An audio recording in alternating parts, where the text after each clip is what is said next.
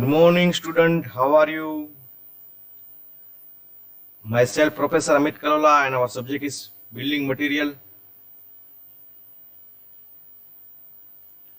And topic to be discussed today of our chapter miscellaneous material, like a પરચુરણ સામગ્રીમાં dam proofing and waterproofing, in which we discussed the flat roof, pitch roof, and water stops.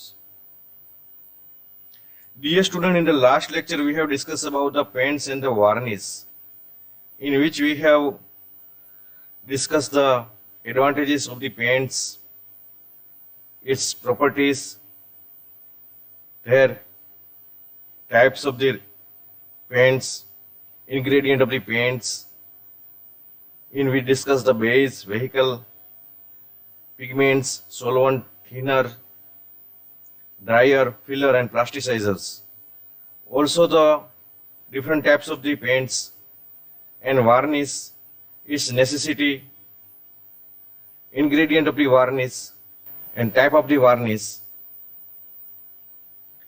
So now we start today with the dam proofing. It is not wrong to describe a moisture as the weak point of the construction.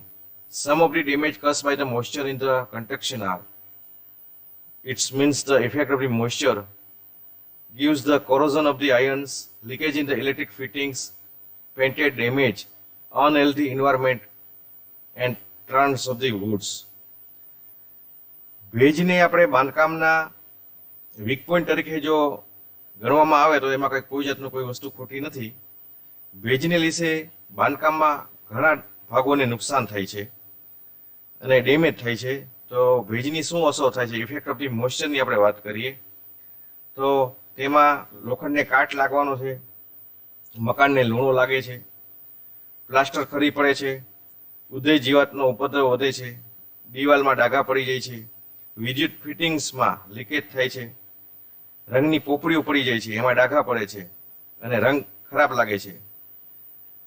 આપણા ઘર વખરી છે તે ખરાબ થઈ જાય છે, લાકડું છે એ સડવા માંડે છે, વળી જાય છે અને તેની હિસાબે તેમાં રહેનારા વ્યક્તિની તંદુરસ્તી જોખમ થાય છે. તો આ રીતે ભેજની અસરો થાય છે કે મકાનમાં લૂણો લાગી જાય છે, લોખંડને કાટ લાગે છે, પ્લાસ્ટર ખરી પડે છે, ઉદય જીવાતનો ઉપદ્રવ વધી જાય છે, જેની હિસાબે લાકડામાં ઇફેક્ટ આવે છે, લાકડામાં મજબૂતાઈ ગુમાવે છે, લાકડું વળી જાય છે, ઘર વખરી ખરાબ થઈ જાય છે, દિવાલમાં ડાઘા પડે છે, રંગની પોપડીઓ ખરી જાય છે અને વિદ્યુત ફિટિંગ્સમાં પણ અસર થાય છે અને આપણા ઇલેક્ટ્રિક ઉપકરણો છે તે ખરાબ થઈ જાય છે, તેમજ રહેનારા વ્યક્તિઓ છે તેની તંદુરસ્તીમાં જોખમ આવે છે. તો આ બધા ભેજની અસરને હિસાબે થતા કારણો છે.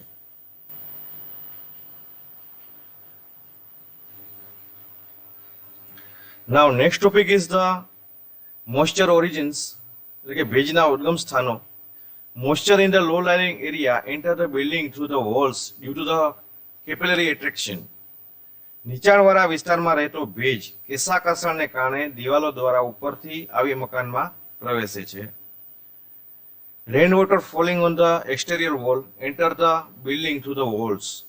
બાહ્ય દિવાલો પરથી પડતું વરસાદનું પાણી છે એ દિવાલો મારફત મકાનમાં દાખલ થાય છે. Rain water seeps down into the wall through the top surface of the parapet. ધાબામાં આપણે યોગ્ય ઢાળ ન મળે તો પેરાપેટની ટોચની સપાટી મારફતે વરસાદનું પાણી દિવાલમાં નીચે ઉતરે છે. Condensation occurs when the humid hot air cools and the walls become moist. ભેજયુક્ત ગરમ હવા જ્યારે ઠંડી પડે છે ત્યારે કન્ડેન્સન થાય છે અને દિવાલો ભેજવાળી બને છે. If a proper slope is not found in the roof, rain water collect and enter the building through the walls. જો ધાબામાં આપણે અગાસીમાં યોગ્ય ઢાળ આપવામાં ન મળે તો વરસાદનું પાણી એકત્ર થઈ અને દિવાલો મારફતે મકાનમાં પ્રવેશે છે. તો આ ભેજના ઉદ્ગમ સ્થાનો છે કે જ્યાંથી મોઇસ્ચરની શરૂઆત થઈ શકે છે કે નીચાણવાળા વિસ્તારમાં રહેતો ભેજ કેશાકર્ષણને કારણે દિવાલો દ્વારા ઉપર આવી અને મકાનમાં પ્રવેશે છે. બાહ્ય દિવાલ ઉપર પડતું વરસાદનું પાણી દિવાલો મારફતે મકાનમાં દાખલ થાય છે. પેરાપેટની ટોચની સપાટી ઉપર મારફતે વરસાદનું પાણી છે દિવાલમાં નીચે ઉતરે છે. ભેજયુક્ત ગરમ હવા જ્યારે ઠંડી પડે ત્યારે કન્ડેન્સન થાય છે અને દિવાલો છે એ ભેજવાળી બને છે. અને ધાબામાં એટલે કે આપણા અગાસીમાં કોઈ યોગ્ય ઢાળ ન મળે તો વરસાદનું પાણી એકત્ર થઈ અને દિવાલો મારફતે મકાનમાં પ્રવેશ કરે છે. તો આ ભેજના ઉદ્ગમ સ્થાનોના કારણો હતા. Now the properties of the damp proof material. ભેજચુસ્ત સામગ્રીના ગુણધર્મો. ઇમ્પર્મિએબલ એન્ડ ડ્યુરેબલ, અપારગમ અને લાંબો સમય ટકે સેવી ટકાઉ હોવી જોઈએ. ઇન ઇટ્સ ઓરિજિનલ પોઝિશન, યથાવત સ્થિતિમાં જ રહેવી જોઈએ.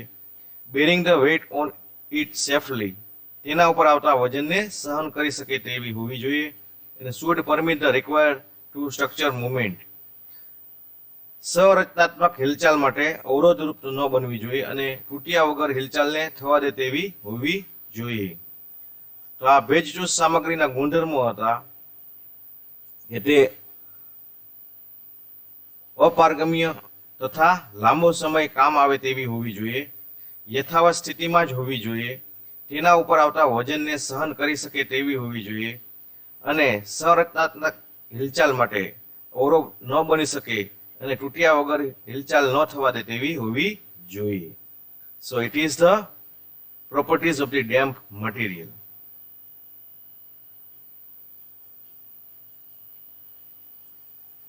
નાઉ the material use for the damp proofing.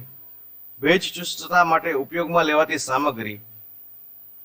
તો આપણે ભેજચુસ્તતા માટે વપરાતી સામગ્રીમાં આવે છે what bitumen and asphalt, metal sheets, lime concrete, asphalt, cement coal, bituminous, felt, cement concrete, and soap solution in the water while preparing mortar.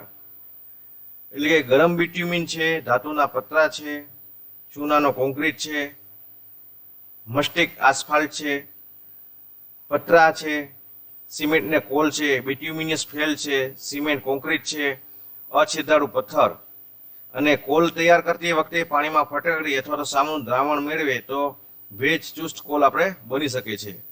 તો આ એક ખાસ વાતનું ધ્યાન રાખવામાં આવે છે. અને પુડલો છે, સિક્કા છે, ડેમ્પો જેવી પેટેન્ટ સામગ્રીનો પણ ઉપયોગ કરી શકાય છે ભેજચુસ્ત માટે. તો તેમાં ગરમ બિટ્યુમિન આવે, ધાતુના પતરા, ચૂનાનો કોન્ક્રીટ, પતરા પ્લસ ફેલ્ટ, સિમેન્ટનો coal, bituminous felt, cement concrete, અછેદાળુ પથ્થર અને કોલ તૈયાર કરતી વખતે પાણીમાં ફટકડી અને સામુનું દ્રાવણ મેળવીએ તો ભેજચુસ્ત આપણે મોર્ટાર બનાવી શકીએ છીએ. તો this is the material use for the damp proofing. Now general principle for the damp proofing. ભેજચુસ્તતા માટેના સામાન્ય સિદ્ધાંતો. Keeping the DPC horizontal or vertical. DPC છે એક ક્ષિતિજ અથવા તો ઊર્ધ્વ રાખવો જોઈએ. Horizontal DPC should be equal thickness. ક્ષિતિજ ડીપીસી છે એ દિવાલની પૂરી જાડાઈ જેટલો હોવો જોઈએ. DPC should be continuous without crack. દિવાલમાં ડેમ્પ પ્રૂફ કોર્સ છે એ તૂટ્યા વગર સરંગ હોવો જોઈએ. The layer of the coal below the DPC should be uniform thickness.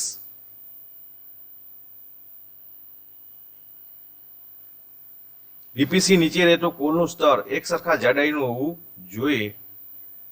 Lap joint fill with bituminous. Lap પ્રકારના સાંધાઓ છે એ બિટ્યુમિનની મદદથી પૂરી દેવા જોઈએ.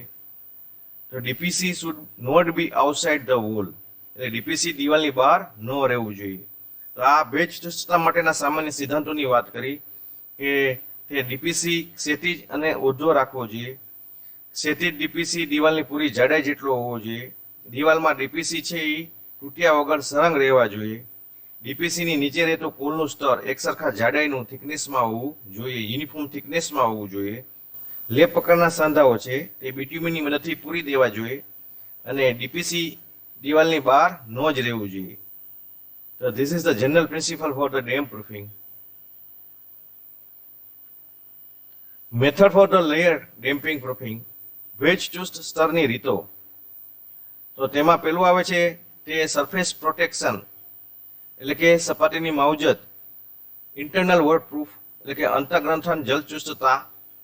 કેવિટી વોલ પોલાણા દિવાલોની રચના એન્ડ ગ્રેનાઇટિંગ, તેમજ અંતરપટ, ભેજના ઉદમ સ્થાન, મકાનના ભાગ વચ્ચે મૂકવું. તો આ ભેજતું સ્તરની રીતોમાં સપાટીની માવજત આવે, અંતઃગ્રથન જલચુસ્તતા, internal waterproof, cavity wall formation, પોલાણ દિવાલની રચના, ગ્રેનાઇટિંગ અને અંતરપટ છે તે ભેજના ઉદ્ગમ સ્થાન અને મકાનની વચ્ચેના ભાગમાં મૂકવું. હવે આપણે આ જે રીતનો ઉપયોગ કરવો તેનો આધાર છે તે સપાટીનો પ્રકાર છે, બાંધકામનું સ્થાન છે, ભૂગર્ભનું જલતલ છે અને ભેજની માત્રા કેટલી છે તેના ઉપર રહેલો હોય છે. Now next is the waterproofing. Water entering the house by the gravity through the walls as the moisture while from the ceiling or roof. Measure taken to prevent rainwater or the water from entering the house from the outside. It is called the waterproofing. તો waterproofing એટલે દિવાલ દ્વારા કેસાકસણથી મકાનમાં દાખલ થતા પાણીના ભેજ તરીકે ગણવામાં આવે છે. જ્યારે ધાબા કે છાપરામાંથી આવતા વરસાદના પાણીને બહારથી મકાનમાં પ્રવેશતા પાણીને અટકાવવા માટે લીધેલા આપણે ઉપાયો જે કરીએ છીએ તેને વોટરપ્રૂફિંગ કહેવામાં આવે છે. કે દિવાલ દ્વારા કેસાકસણથી મકાનમાં દાખલ થતા પાણીના ભેજ તેમજ જ્યારે અગાસી કે છાપરામાંથી આવતા વરસાદના પાણીને કે બહારથી મકાનમાં પ્રવેશતા પાણીને અટકાવવા માટે લીધેલા ઉપાયને આપણે વોટરપ્રૂફિંગ કહેવામાં આવે છે. Now next is the flat roof, એટલે કે સપાટ છાપરું. One of the following step or to prevent from the leakage from the flat roof. હવે આપણે ડિસ્કસ કરીએ તેમાંથી કોઈ પણ એક રીત છે તે ધાબામાંથી લીક થતું પાણી અટકાવવા માટે આપણે ઉપયોગમાં લેવી જોઈએ. On RCC slab with the 1/2/4 of the lime concrete 100 mm with a slope of 1/16 above the surface. હવે આરસીસી ના સ્લેબ ઉપર આપણે 1/2/4 પ્રમાણ ધરાવતો લાઇમ સોડા એટલે આરસીસી ના સ્લેબ ઉપર આપણે 1/2/4 ધરાવતો લાઇમ કોન્ક્રીટનો 100 mm નો જાડો સ્તર પાથરવામાં આવે છે અને તેને ઉપરની સપાટી ઉપર 1/60 નો ઢાળ રાખવામાં આવે છે. Apply heated bitumen stone at the rate of 1.6 kg per square meter on lime concrete and stick sheet of the bitumen on it or finish the surface of the lime concrete bed.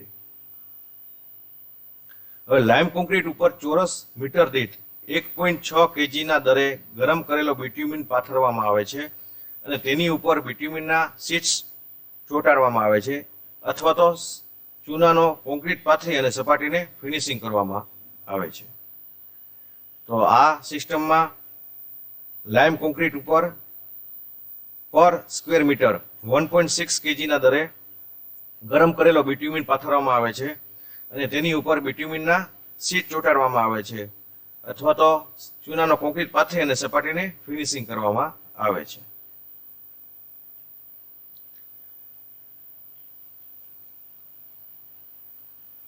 હવે next મેથડમાં RCC apply hot bitumen at the rate of 1.6 kg per square meter on the slab and apply coarse sand at the rate of 0.6 meter cube per square meter.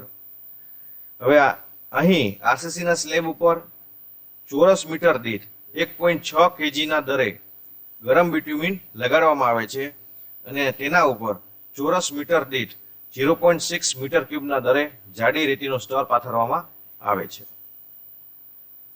Apply 100 mm thin concreting on the sand layer and give a slope of 1/16 to the surface. અને રેતીના સ્તર ઉપર 100 mm જાડું concreting કરી અને તેને સપાટીને 1/60 નો ઢાળ આપવામાં આવે છે અને put creek tiles and put brick tiles or the other types of the tiles on the layer of the lime concrete.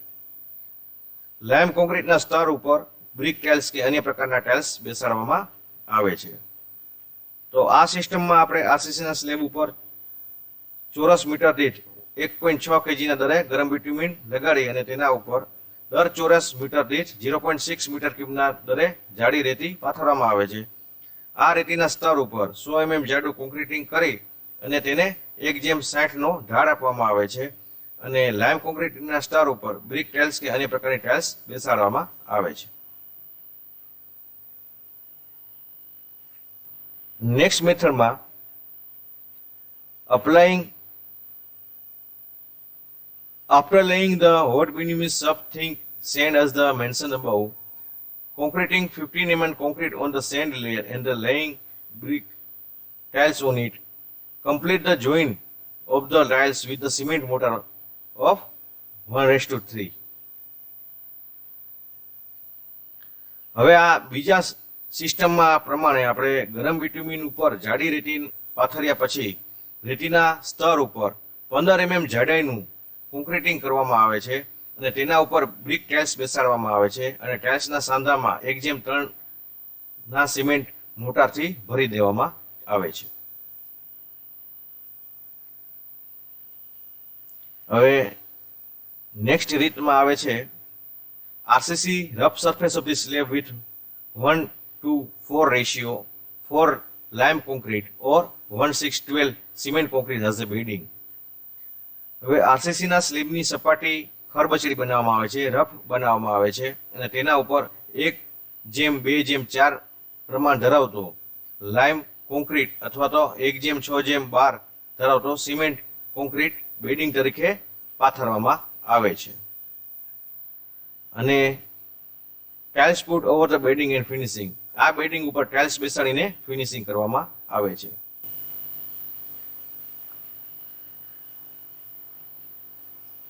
Currently, under the different trade names, types of the chemical are available in the powder or liquid form in the market, which can be added to the concrete when the preparing the concrete mix.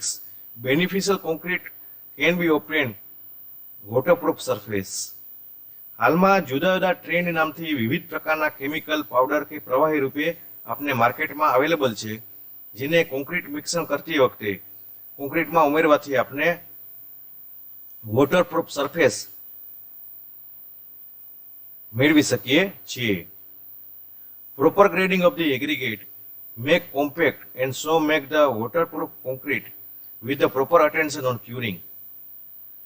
હવે પરિસ્થિતિને અનુરૂપ એગ્રીગેટનું યોગ્ય grading કરીને સારી રીતે compact કરવામાં આવે તથા ક્યુરિંગની દરમિયાન પૂરતી કાળજી લેવામાં આવે તો આપણે વોટરપ્રૂફ કોન્ક્રીટ બનાવી શકીએ.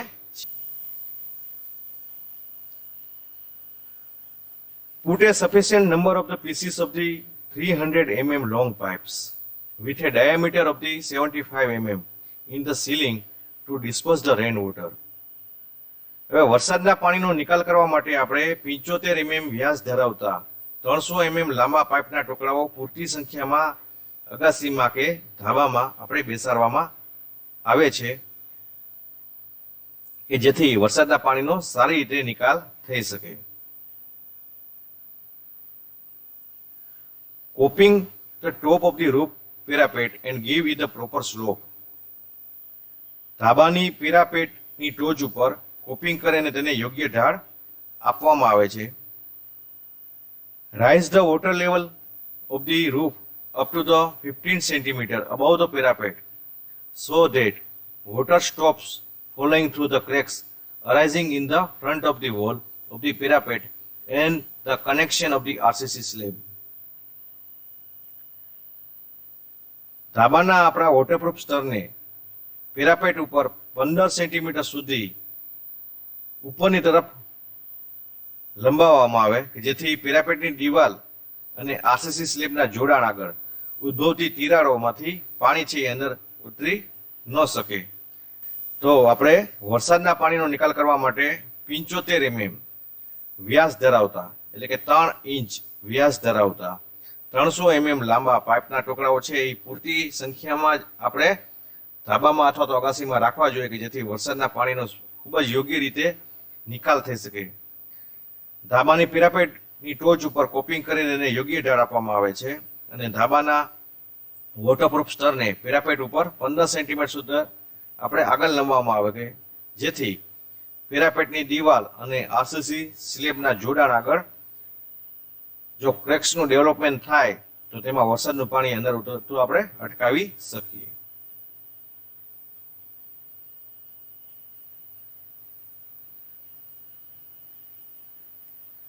Different areas are treated for the waterproofing. જુદા જુદા વિસ્તારોમાં વોટરપ્રૂફિંગ માટે આપણે અમુક ટ્રીટમેન્ટ કરીએ. તે grading of the lime concrete only, ફક્ત લાઇમ કોન્ક્રીટનું grading. Grading of the lime concrete including tiles, એટલે કે લાઇમ કોન્ક્રીટનું ગ્રેડિંગ ટાઇલ્સ સહિત. Grading of the mud with tiles, tiles સાથે મડનું ગ્રેડિંગ. અને additional layer of the concrete for thermal insulation for multi storage building.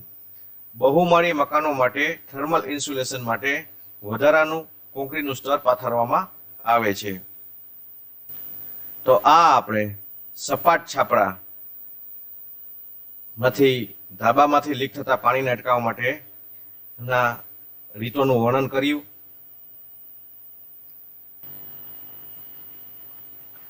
Now next topic is the pitch roof, એટલે કે ઢાળવાળું છાપરું. તો with and the slope of the drains for the rain water should be properly, એટલે કે વરસાદના પાણી માટે ગટરની પહોળાઈને ઢાળ પૂરતો રાખવામાં આવે છે. To be projected in the roof tiles drains, roof tiles ગટરમાં આપણે પ્રોજેક્શન આપવા જોઈએ. To be lift the lead sheet in the front of the parapet, શીશાના પતરાને પેરાપેટ આગળ ઊર્ધ્વ રીતે આપણે ઊંચું લેવું જોઈએ. At the parapet wall sloping coping should be done, parapet wall ઉપર ઢાળવાળું કોપિંગ કરવું જોઈએ. તો આ પિચેડ રૂફની વાત આવી કે વરસાદના પાણી માટે ગટરની પહોળાઈ તથા ઢાળ પૂરતા પ્રમાણમાં રાખવા જોઈએ. રૂફ ટાઇલ્સના ગટરમાં પ્રોજેક્શન આપવા જોઈએ. શીશાના પત્તાને પેરાપેટ આગળ આપણે વર્ટિકલી રીતે ઊંચું લેવું જોઈએ અને પેરાપેટ વોલ ઉપર ઢાળવાળું કોપિંગ કરવું જોઈએ. તો ધીસ ઇઝ ધ પીચ રૂફેડ.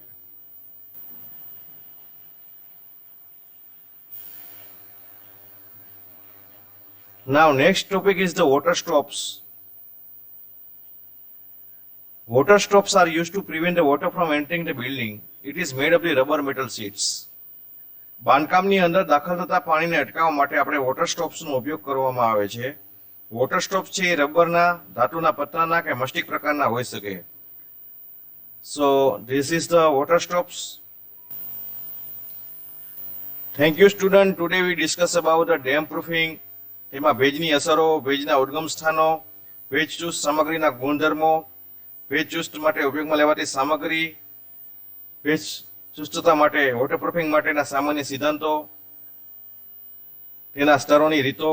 વોટરપ્રૂફિંગમાં આપણે ફ્લેટ રૂફ અને પીચ રૂફનું તેમજ વોટર સ્ટોપનું ડિસ્કશન કર્યું અને ડેમ પ્રૂફિંગ માટેનું આજે આપણે વિશેષ નોલેજ મેળવ્યું. Thank you.